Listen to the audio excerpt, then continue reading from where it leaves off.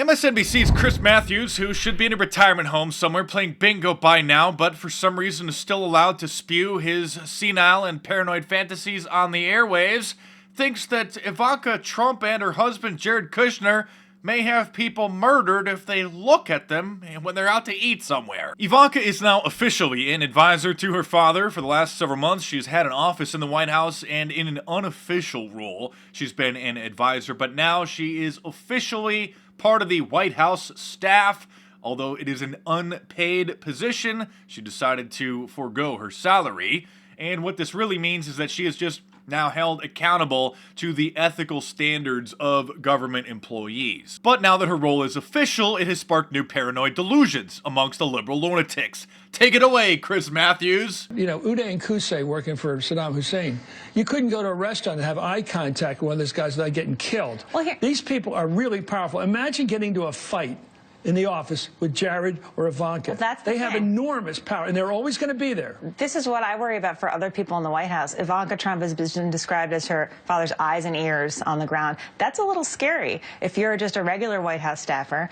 Yes, you heard him correctly. He just compared Ivanka Trump and her husband Jared Kushner working for the president to Saddam Hussein's two psychotic and murderous sons working for him, one of which reportedly covered a woman in honey and then fed her to two hungry and angry dogs who ripped her apart.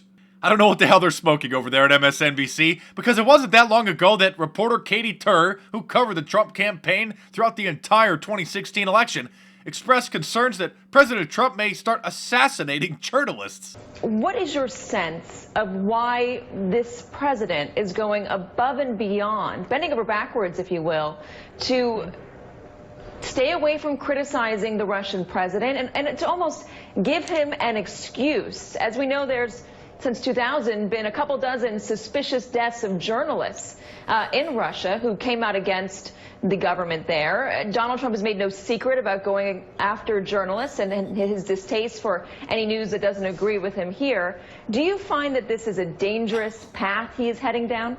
I think the enemy propaganda that spews out of your network is dangerous. President Trump, you and Ivanka aren't going to start killing your critics, are you? I'm totally against that. Oh. By the way, I hate some of these people, but I'd never kill them. We do too. I hate them. I think, no, these people, honestly, I'll be honest.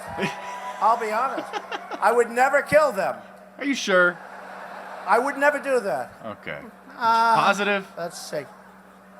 No, I wouldn't. Okay.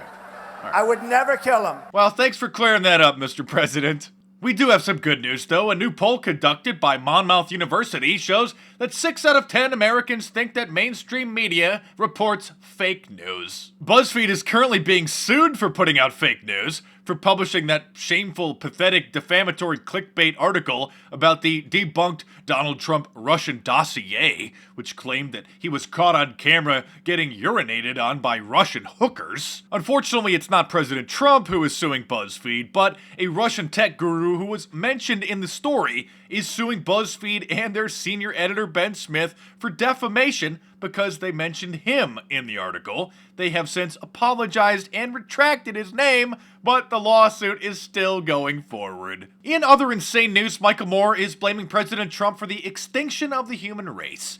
And no, I'm not joking. Every time I see crazy tweets like this floating around, instead of just reporting on it because I don't want to be inaccurate, I don't want to get duped by a satire, a parody, fake tweets, I go to the official Twitter account to make sure that it was a real tweet.